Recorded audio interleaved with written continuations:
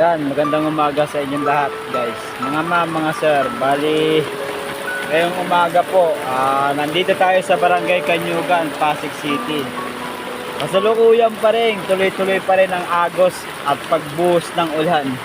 Ito nga at nakapalo nga po ako dito.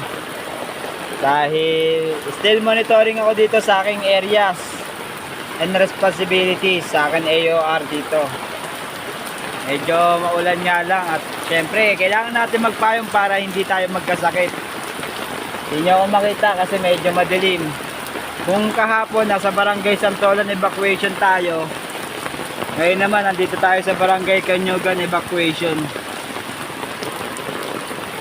Sinilayan ko lang dito sa labas pero doon ako sa loob. Hindi naman ako nababasa doon. Pumunta lang ako sa labas para magpaulan. Charot, hindi. Para ipakita sa inyo yung AOR ko. Yan, nandito talaga ako sa loob. Lumabas lamang ako para ipakita lang sa inyo yung paligid, yung vicinity ko dito sa AOR ko sa Barangay Kanyugan, Pasig City. Ayun, ingat sa lahat. Tuloy-tuloy pa rin yung pagbuhos ng ulan hanggang ngayon, umaga.